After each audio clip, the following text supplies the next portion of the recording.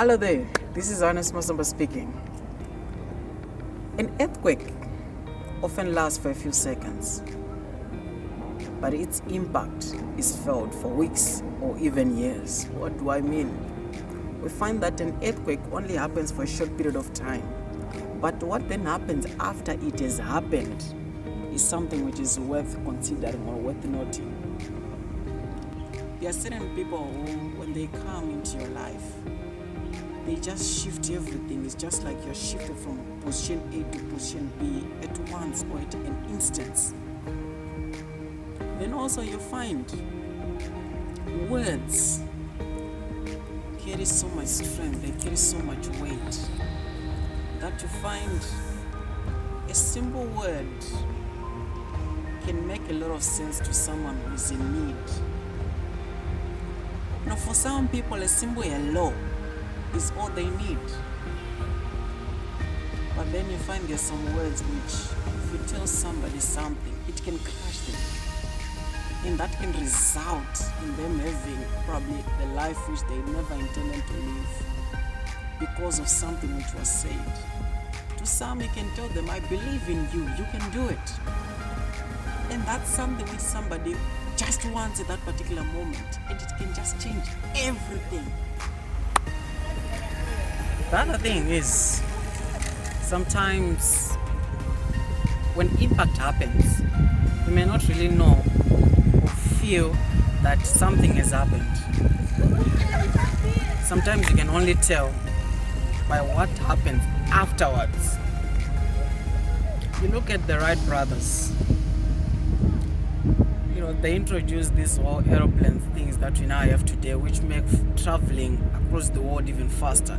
Imagine people would still be traveling on ships, or I don't know, other means that they would have been traveling on. But you then find that they introduced that thing and it revolutionized a lot of things. Now people can travel across the world in a very short period of time. We look also at Nelson Mandela. We find what he did when he spent 27 years in prison, where afterwards it gave hope, it gave belief to so many people out there. There are so many things that come out with earthquakes. There are so many good things that we see as a result of earthquakes happening.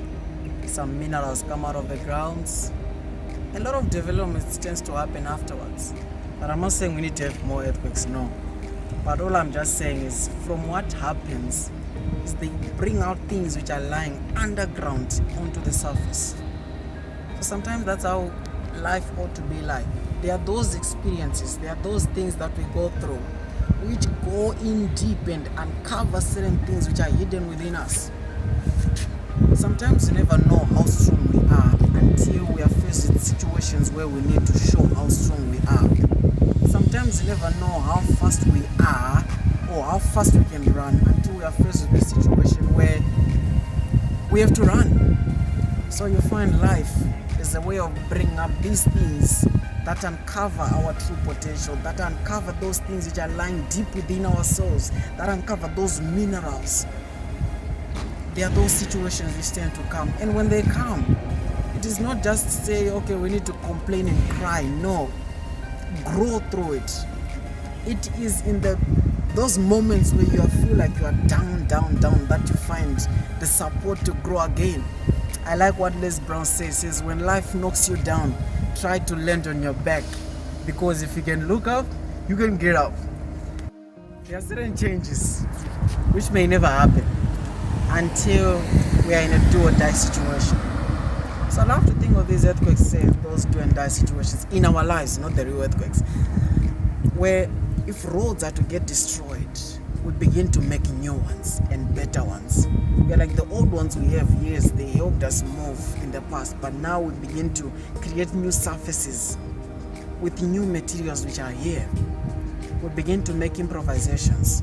We begin to take, okay, this used to happen in this manner.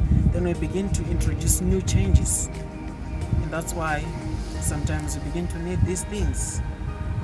So you need an earthquake in your life to happen sometimes, to uncover your true potential, to uncover a lot of things about you.